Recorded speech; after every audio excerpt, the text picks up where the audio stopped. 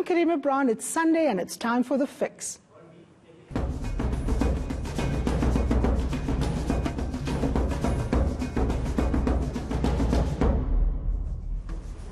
Welcome to this edition of The Fix, where every Sunday we hold those in power to account. We tell you why it matters, how it affects you, and why you should care.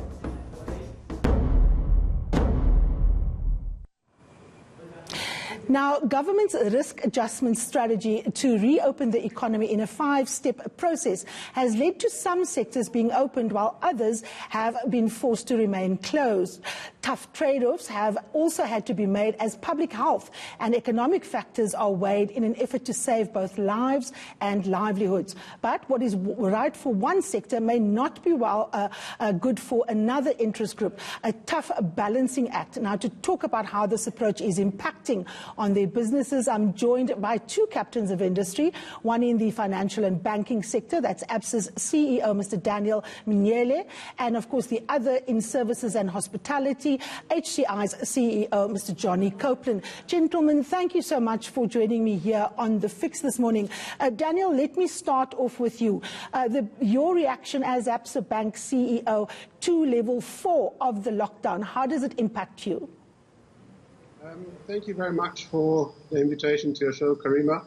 I think the financial services industry is probably in a slightly different position when compared to other industries because having been declared an essential service, we actually never really closed down and shut down completely as such. So obviously what we have done, we trimmed down our operations, but we had been open, we had been able to provide essential services to our customers. So in many respects, what is happening now is really more refinement, adjustments to the way we've been operating, ramping up our operation as and when we see more volumes and the more of the economy comes to life. But in the bigger scheme of things, because we hadn't really shut down as such, it's sort of business as usual in the new normal, if you wish. All right, Mr. Copeland, this is of course not the same for you. You have a variety of portfolios in the HCI group. Let's start with the one that's the hardest hit, which is of course hotels and tourism. What is your reaction to level 4 lockdowns? So, morning, Karima. Obviously, we're in a totally different situation. HCI owns businesses that employ roughly about 25,000 people. And at the moment, about 20,000 of those are out of work. So particularly the hotels, we've got 100 hotels closed, casinos all closed.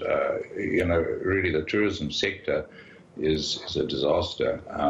Convention businesses down, restaurants are all closed.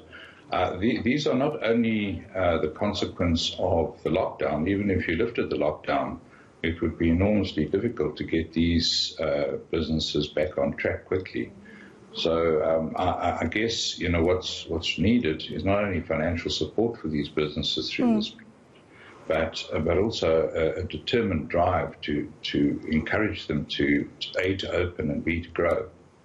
Now, one of the big things around tourism, we saw already the finance minister getting into a little hot water. He apparently was heard to be saying the tourism industry is dead.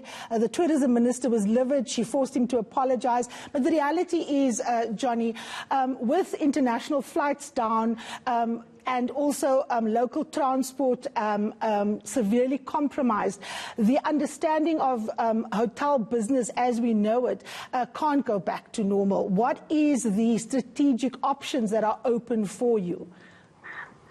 Karima, the thing that is not possible, the economy is all interlinked. You can't get some pieces to open and inhibit others. So, for example, if you open motor manufacturing, but you keep the taxi industry at bay, you stop the car hire companies from operating, there is nobody that's going to buy the cars that are produced in the motor manufacturing industry. So one way or the other, you are driven to open everything. And, it may be from a COVID-19 point of view, it may be a very dangerous strategy, but there is no other one that we can do. In first world countries, they may have other options. They may be able to simply subsidize the economy and keep it alive, even if it's mothballed. In South Africa, we absolutely do not have that choice. This is a Nongawuza moment for government. Now, Daniel, let me come to you. Do you share Johnny's view that for businesses such as, HCI, which employs over 20,000 people, that their only survival is to reopen? How do you balance public health against, that of jobs and livelihoods in the economy?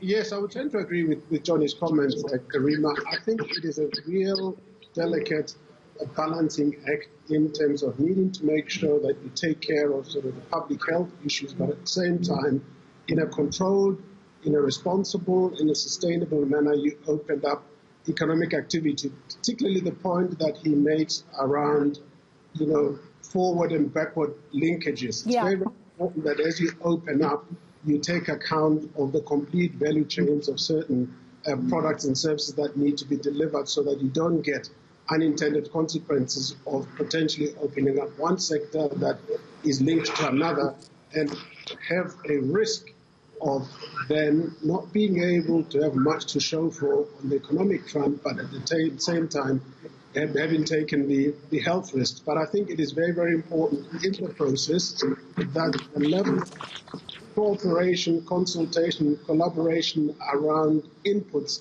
that needs to be provided to government as and when they take these difficult decisions to make sure that as business in the various sectors of the economy, we engage with them closely to indicate where there could be unintended consequences and how one needs to be somewhat more pragmatic. But there's no doubt that there's an unprecedented situation that they are facing. The decisions that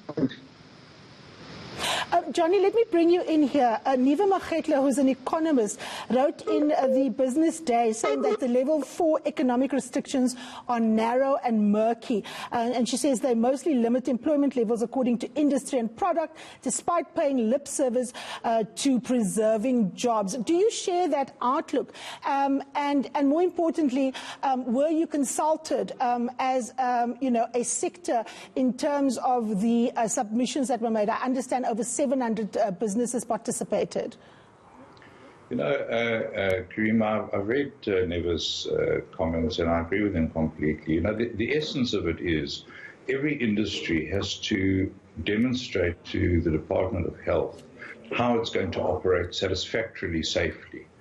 And I think the fundamental is it is not safer to stay at home in many people's cases than it is to be at work. If you live in a poor community, everybody's teeming all over each other. There is no social distancing. There is no question of being locked in your home. There are no homes to be locked in of substance that you could stay in for a month. As a result, people are roaming around in the streets. The children are infecting each other. There is an absolute chaos going on in many, many poor areas. It is far better, safer to let people come to work and impose on businesses the duty which they have to negotiate with the state as to how will they operate sufficiently carefully. You have to sanitize, you have to wear masks, you have to impose social distancing, you have to do all sorts of things to avoid crowds, to do these things. These are all things that business is far better able to manage than it's given credit for. Now, Daniel, let me just bring you in. We have to go to a short break, but I just want to talk to you about the onus on employers. Do you share Johnny's view that people should actually just be allowed to come to work, that employers take, responsibility for ensuring social distance and we secure public health and let everything open?